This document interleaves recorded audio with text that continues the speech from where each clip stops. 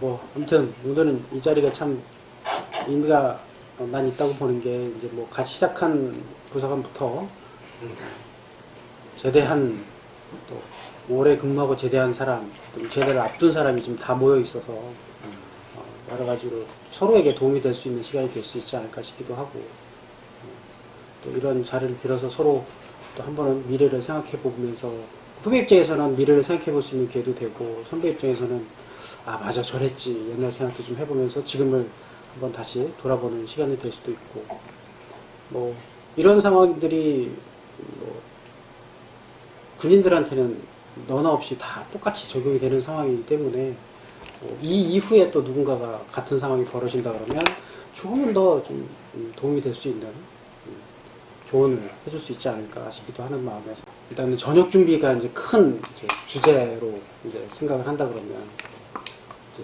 이미 전역한 사람들이 볼 때는 이제 이직 준비의 개념으로 이해하면 되겠고, 그죠?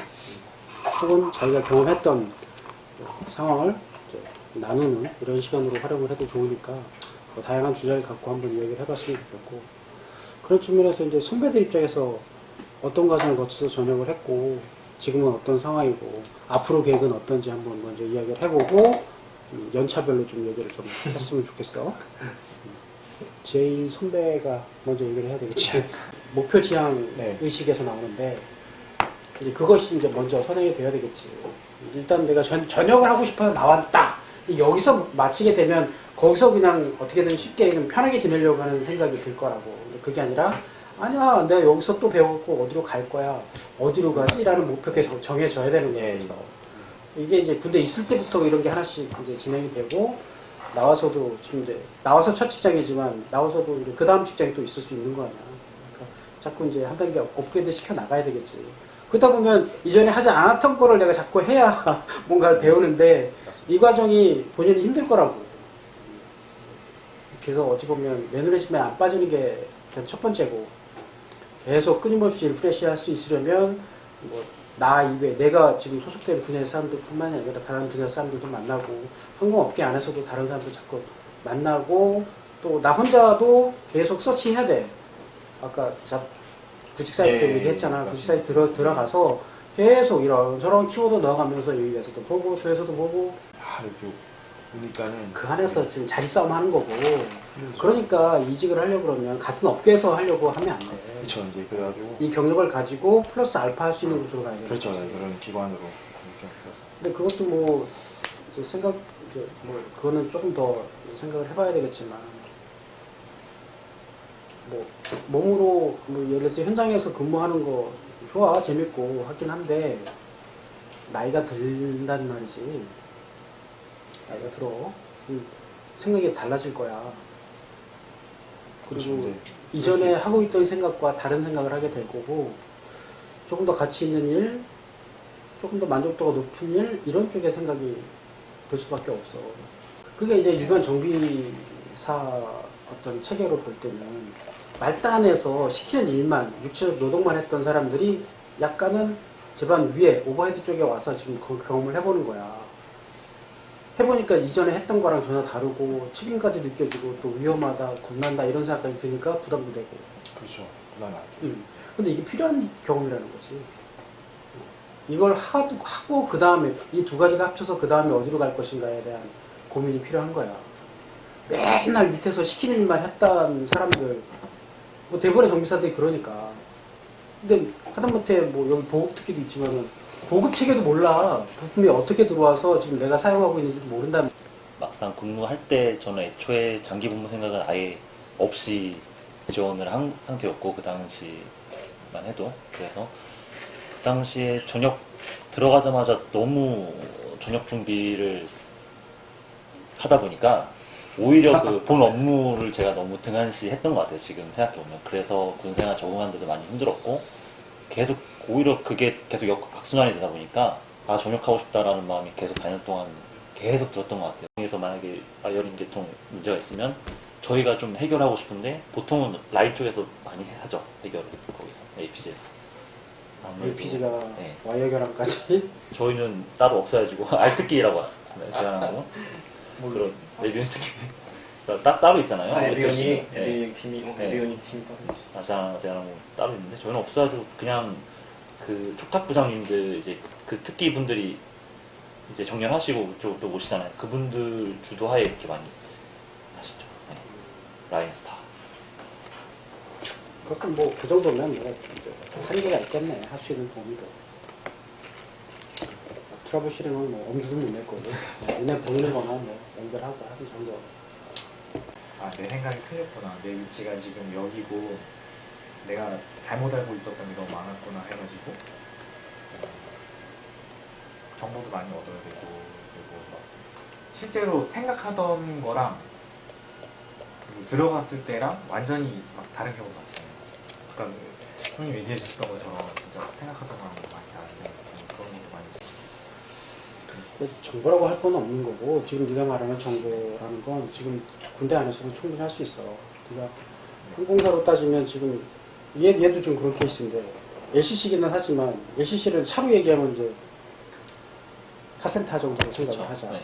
카센터 안에서 얘는 실내만 정비하고 있는 거지.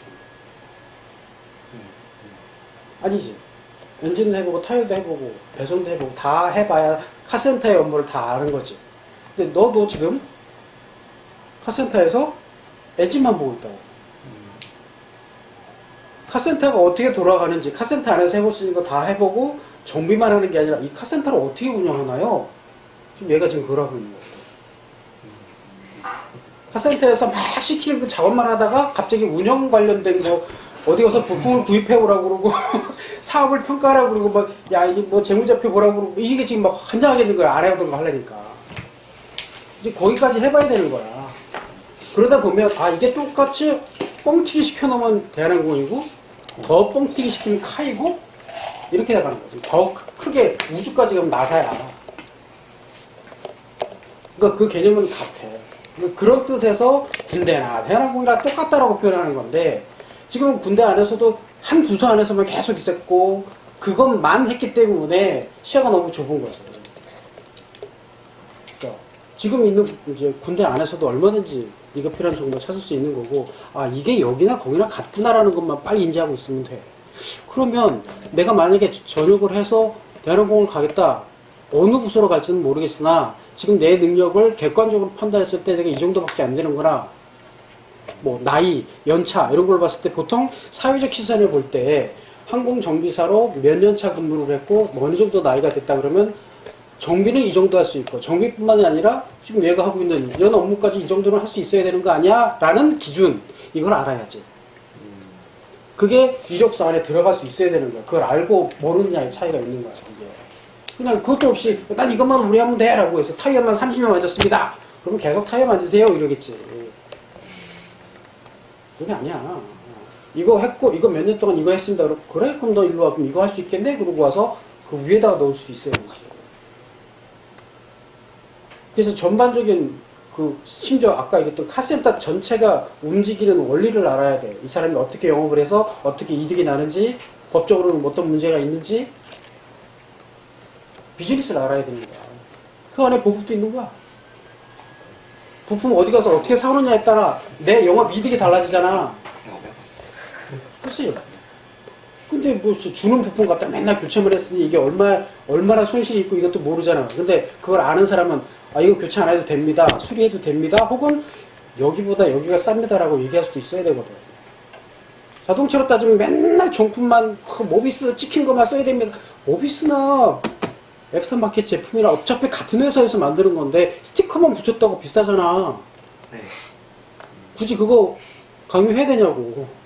개인 카센터에서는 이제 고객하고 커뮤니케이션 해갖고 이건 부품 같은 건 이거 쓰셔도 됩니다라고 제안할 수 있어. 그러면 고객도 좋지? 나도 좋은 거야. 그러게 이제 비즈니스 능력이 되는 거지. 근데 그거는 교체만 했던 사람은 절대 모르지.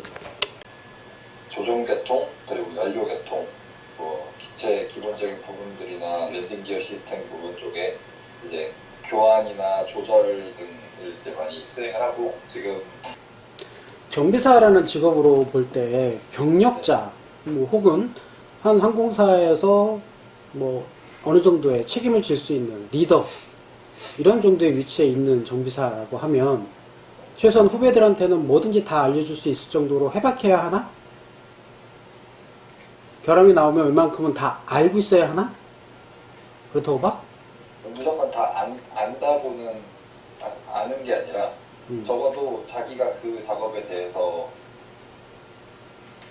책임지고 그걸 해결할 수 있으려고 스스로가 모르고 있는 것도 노력을 할 수 있어야 된다고 생각하고. 당연히 노력은 해야 되는데 그 리더가 될 만한 자격이라는 거죠. 그게 이제 거꾸로 보면 경력 정비사들한테 요구하는 조직에서의 기대치라는 거야. 경력이 8년, 9년씩 있어? 그럼 자기가 알건 모르건 업무는 해결할 수 있어야 되는 거야. 그게 혼자가 아니라 어떤 사람하고 붙여놔도. 이해돼? 네. 예를 들어 군대에서 뭐 8년 동안 정비를 했는데 그거랑 전혀 다른 기종의 비행기를 하더라도 원리는 같단 말이야. 그거? 하면 되지. 그리고 본인이 공부해서 하면 돼. 그리고 누구랑 붙어갖고 혹은 자기가 갖고 있지 않은 능력을 갖고 있는 사람하고 합심이 돼서 팀워크를 만들어낼 수 있어야 하고, 그래서 자기가 혹은 그 사람 뭐 신입사원이 할 수 있는 몇 배의 일을 해낼 수 있어야 되는 거지. 그게 경력자의 기대치야. 그러려면 자기 머릿속에 많이 들어있는 것 갖고 하는 게 아니야. 경험치지. 경험치. 누구랑 어떤 상황에서 이런 문제까지 내가 해결해 봤습니다. 얼마나 어려운 결함을 내가 고쳐봤습니다가 아니라 조금은 다른 얘기야. 이게 뭐 노동자 같으면야 얼마나 어려운 결함을 고쳐봤니? 라는 이야기로 할 수 있겠지만 그게 아니라 결함 자체는 이제 어려울 게 없었어. 점점 비행기가. 문제는 더 힘든 상황, 사람과의 문제가 팀워크의 문제고 비용 문제야. 민간 항공사 입장, 뭐 좀 여기도 마찬가지지만 비용을 줄이는 게 제일 큰 포커스야. 근데 아까도 얘기했듯이 군대는 세금으로 쓰니까 막 바꿔도 뭐라고 안 하지만 밖에서는 아니란 얘기지. 정비사 한 사람이 결정할 수 있는 범위가 꽤 커. 이 비행기 정비를 해야 되는데 이 비행기에는 이런 결함들이 있고 이런 게 있어. 자, 자네는 뭐 알아보고 뭐 알아보고 작업지 딱 했고 한 팀으로 만들 수 있는 사람이 리더가 되는 거야. 각자 자기 전문 분야가 있고 다 아는데 통합이 안 돼. 이게 맞습니다. 여긴 이게 맞습니다. 다 지멋대로 가버리면 이게 어떻게 리더가 되냐 이게. 근데 각자 다 성향이 다르다고. 인정 안 해주면 저는 못합니다. 됐지? 이건 내 거 아닌데? 네 거야. 통합이 안 돼. 업무가 안 되는 거야 이거. 이게 되려면 뭘 해야 할까? 경력자한테 기대하는 게 그런 거거든. 그건 인터뷰 딱 해보면 나와. 비행기가 얼마나 빨리 변하는데. 비행기뿐만이 아니잖아. 차도 변하고 직업도 변하고 있던 직업 없어지고 새로운 직업 만들어지는 시대에 하나만 오래 한다라고 장점으로 보기는 어려워. 그 직업을 계속 유지한다 손 치더라도 사이드로라도 다른 걸 하고 있었어야 된다는 거지. 그런 측면에서 지훈이한테 다른 공부를 하라고 얘기를 하는 거야 지금. 만약에 네가 학교를 다닌다 그러면 여기서 배우지 않는 거, 네가 뭔가 새로운 걸 배워서 이후에 너한테 도움이 될 만한 그런 경험들이 필요한 거야. 조금 이해가 되려나? 정비사가 되고 말고는 나중 문제고, 거기서 네가 공부를 하면 할수록 네 업무에 더 전문가가 되는 거고, 네. 그렇지? 그게 또 발전해서 네 직업을 또 만들어낼지도 몰라. 그러니까 고정관념 갖지 말고 배울 수 있는 걸 끊임없이 계속 배우는 게 좋은 자세라고 봐. 그 중에 제일 어려운 게 사람이니까. 사람처럼. 그리고 언젠가 니는 나이가 들잖아. 그리고 누군가의 리더가 되어야 해. 그때 제일 중요한 능력이 뭐냐? 내가 얼마나 머릿속에 많이 들었는지가 중요한 게 아니야. 그때 그 능력이 발휘가 되려면 지금 네가 하는 경험들이 굉장히 도움이 될 거라는 얘기지. 또 지금 하는 업무도 뭐 네가 반정이라는 자리까지 올라간 것도 이전에 했던 경험들의 베이스가 된 거니까. 그럼 이후에 또 어느 부서에 가서 또 어떤 자리에 가게 될까를 계산해 보면 지금부터 네가 하는 경험에 의해서 결정이 될 거다 이거야. 상사 라인 정도에서는 이제 지나가면서 뭐 자재도 배우고 막 라인도 하느라 힘들겠다 단기 생각 들지 막 이러시는 장기입니다. 야 나가면 좋고 뭐 나가면은 너가 할 수 있는 게 엑스레이 자격증 따고 왜 여기 왔느냐고 그러고 막 그러시는데 그럼에도 불구하고 이제 막 그렇게 말씀해 주시는데도 저는 장기입니다. 왜냐면 장기할 거니까. 장기할 거니까. 계속 이걸 내 업이다 생각하려면 정을 붙여야 되지 않습니까? 그러니까 그러려면 진짜 중요한 것 같아요. 중요할 것 같아요.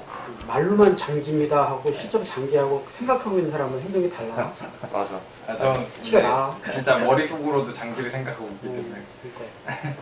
몸은 막 단기 머릿속으로 난 장기야.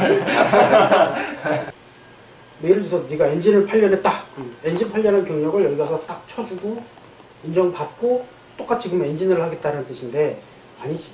네, 근데 인정을 SCC 같은 경우도 기종이 좀 다르면 뭐 737이나 뭐 A320이나 이런 거는 인정해 주는데 군용기는 또 그렇게 막 현장에서는 저희 민항사 쪽에서는 SCC 쪽에서는 잘 안 해주더라고요. 그 능력 인정 같은 거. 그러니까 그 경력이라는 말의 범위를 엔진으로 두지 말고 조직 생활로 해야죠. 진짜. 항공기를 다루는 조직에서 내가 8년 근무해 봤다라고 어디 가서 자신 있게 말해야 되는데 그러려면 내가 아까 얘기했던 그럼 사회적 기준치에서 8년이라는 조직 생활을 했어? 그럼 이 정도는 해야지. 업무는 당연히 이건 해야 되고 업무 외적으로 이거 이 정도는 해야 되는 거 아니야? 라는 기준에 부합해야 돼.